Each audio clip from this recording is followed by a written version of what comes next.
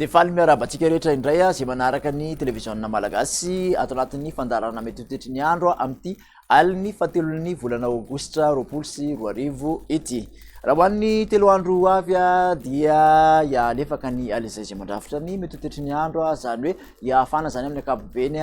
ny andro indrindra fa amin'ny faritra ampovoantany izay sy amin'iny ilana tsinanan'ny nosy manontolo iny aty amin'ny ilana alefana kosa dia tsy ahitana fivarana firy raha mikasika ny maripana. Raha mikasika ny tsodrivotra kosa dia omafy hatrany aloha ny fitsopin-drivotra raha amin'iny tendrony avaratry ny nosy ny faritra Sofia amin'iny alotra sy ny faritra Analamanga iny ho resantsika ihany koa ny any Andranomasina dia tahantsika fa dia mbola mitoetra hatrany aloha zany ny filazana mikasika ny hoe mahery ny Andranomasina amin'iny morotsiraka avaratra tsinanan'ny nosy iny ary amin'izay ranomasina zay ihany dia mbola arahana rivotra na hoe tafiotra 70 ka hatramin'ny 70 kilometatra isan'ora izay any Andranomasina izay.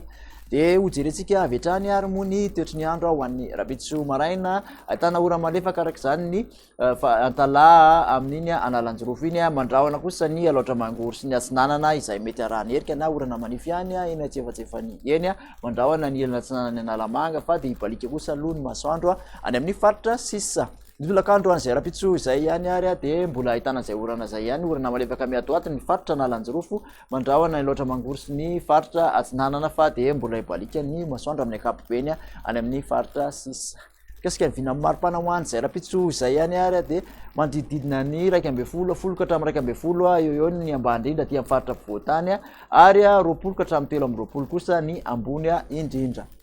Aty amorotsiraka atsinanana kosa dia 17 ka hatramin'ny 18, 19 izay ambany indrindra izay 5 ka hatramin'ny 17 kosa ny ambony indrindra. Ny morotsiraka andrefana moa dia 19 ka hatramin'ny 20 ny ambany indrindra raha tokoka mihoatra ny 30 avokoa ny ambony indrindra. Ny mafana indrindra manerana ny nosy ho an'ny rapitso manokana moa dia tahantsika zany amin'iny faritra Melaky Besalampy iny amin'iny faritra Boeny ny Mahajanga any ary amin'ny faritra Sofia any Antsohia any. Dia izay indray VINAN'NY TOETRY NY ANDRO natolotra antsika zany tamin'ity anio ity dia makasitraka anao indray ary nanaraka izany hatramin'ny farany manasanao manaraka indray. Hello madopoko.